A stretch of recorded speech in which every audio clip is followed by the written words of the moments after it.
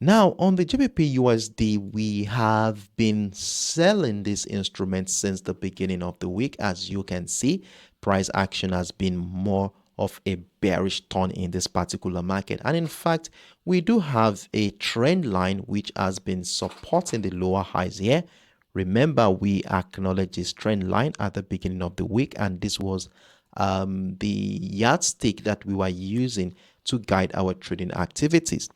However, we made mention of the potentials of buyers too in this market after noticing how buy pressure resumed just around the 1.2700 level. And if you look at that structure here, in the past, it was broken to the upside last week, Thursday, as you can see here. Then we saw price come back to retest the structure a couple of days ago. And it was at this point I was telling us yesterday that if price action continues to remain above this level, that is, if this holds on to be a higher low that leads to the breakout of that trend line, we shall be looking out for opportunities to be part of a bullish move at that point. So we were saying that a breakout retest of that trend line will definitely give us an opportunity to buy. And in fact, I was part of a buy position there at one point. I think I was taken out at a stop loss. I was taken out in a loss on that one. I didn't know how you manage yours, but it wasn't a loss initially before we were part of a bearish move to the downside.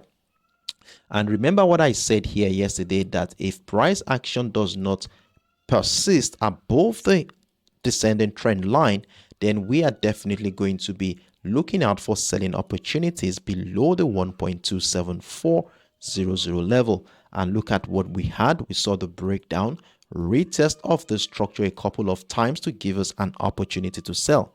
So remember, we saw the breakdown here.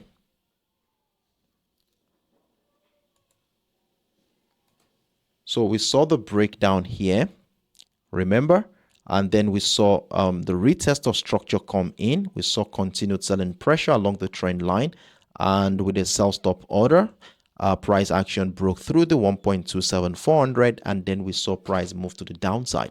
So at this point in time, you will currently be running with about 20 pips if you still have a sell position running at this juncture on the market. Now, if you do have a sell position running right now, I want you to be moving your stop loss to your entry point at this point. So your entry point around the 1.27400 level, or probably somewhere below that area, so that whenever price action takes us out of that position, it wouldn't be in a loss. And the reason why I have said we should move our stop loss at this juncture is quite simple. Now, look at what happened around the 1.27. We saw buy pressure here on Wednesday. And in the last 4 to 5 hours now, you will see how buyers have continued to negate all attempt by the sellers to break through that structure, which is a clear sign that buyers are gradually gaining momentum around that area, and that we cannot ignore the potentials that the buyers do have in this market.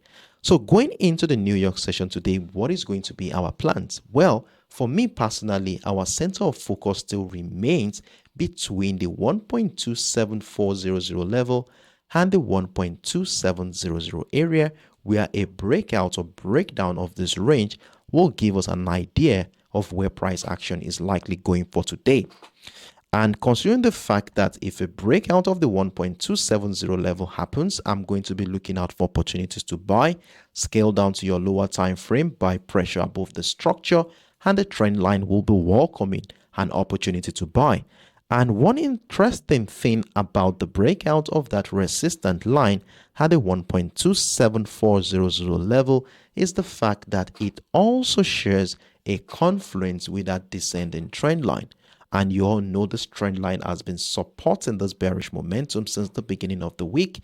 So if a breakout retest of the trend line happens today, then it will be a clear sign that the trend line may no longer have the capacity to negate the bullish momentum anymore.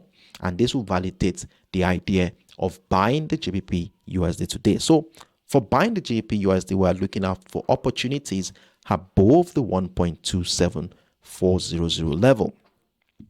Now, with that being said here, we shall be moving to the idea of selling. Since we've been bearish since the beginning of the week, personally, I told you all that we should move our stop losses to entry point while we continue to monitor how price action will react to the 1.2700 area, which we have been seeing buy pressure at least in the last 4 to 5 hours. So for me to sell at this juncture, I want to see a breakdown of this 1.2700 level. And if you noticed here, we are yet to see price to close below this level. So if a breakdown happens, I want to see it close below the level. That will give me a sign that sellers are gradually gaining momentum. Then we scale down into our lower time frame, which of course the 10 minutes, 5 minutes or 15 minutes time frame, or you can even go to as far as the 3 or 2 minutes time frame to look out for retest of structures, signs that buyers are finding it difficult to climb back above the 1.27 before we can start considering selling the GBPUSD for today. So these are my views here on the GBPUSD. Quite a simple setup we have here.